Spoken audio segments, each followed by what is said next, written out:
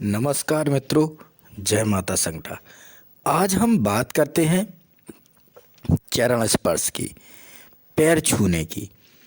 जो सनातन धर्म में पैर छूने की परंपरा है, उस परंपरा के पीछे एक विज्ञान है कि कोई भी व्यक्ति यदि वो जो भी कार्य करता है उसमें जो भी पॉजिटिवनेस होगी, वो पॉजिटिवनेस या नेगेटिवनेस, नकारात्मक ऊर्जा या सकारात्मक ऊर्जा उसके हाथों में और पैरों में निश्चित तौर पर प्रसारित होती रहती है और वो जो नाखून के पास से प्रसारित होती है।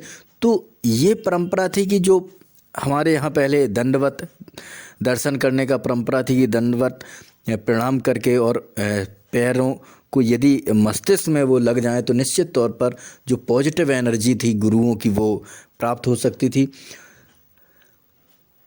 उससे मनुष्य का जो जीवन है और भाग्य है वो संवरता था। लेकिन गलत तरीके से पैर छूना गलत तरीके से दुर्भाग्य की ओर व्यक्ति को ले जाता है। तो आज हम इसी विषय पर चर्चा करेंगे। वर्तमान में ये परिस्थितियां हैं कि यदि आपका कोई भी गुरु मंदिर में नहीं है तो किसी के भी मंदिर में पैर नहीं छूने चाहिए।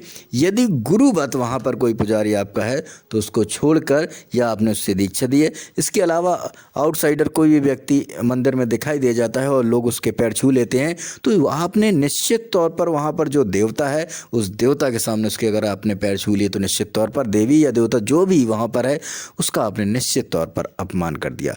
और उसका परिणाम ये होता है कि जो हमारी पॉजिटिव एनर्जी है वो धीरे धीरे नष्ट हो जाती है। दूसरी चीज़, किसी भी नेगेटिव व्यक्ति के या गलत काम करने वाले व्यक्तियों से पैर नहीं छुलवाने चाहिए, ना ही किसी ऐसे व्यक्ति के जो नेगेटिव है या आपके लिए अच्छी सोच नहीं रखता है, ऐसे व्यक्तियों के भी पैर नहीं छूने चाहिए।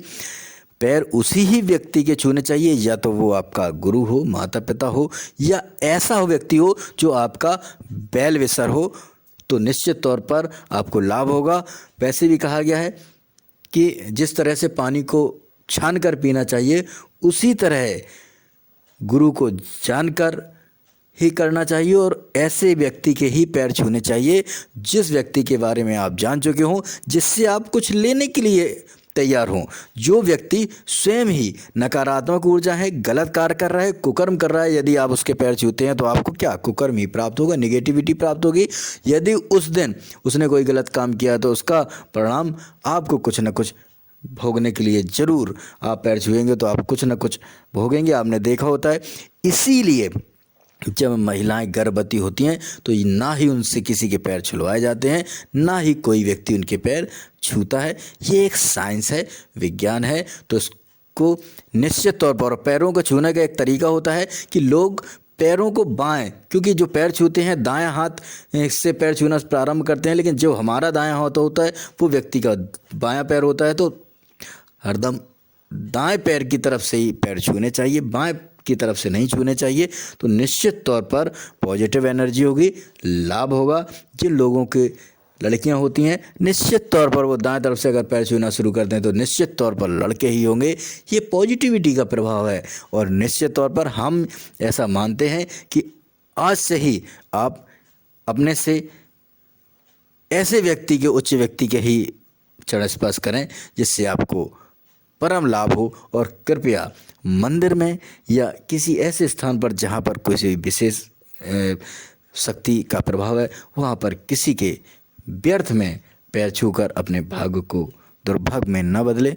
धन्यवाद। किसी भी समस्या के लिए आप हमसे संपर्क कर सकते हैं। जय माता संगठा।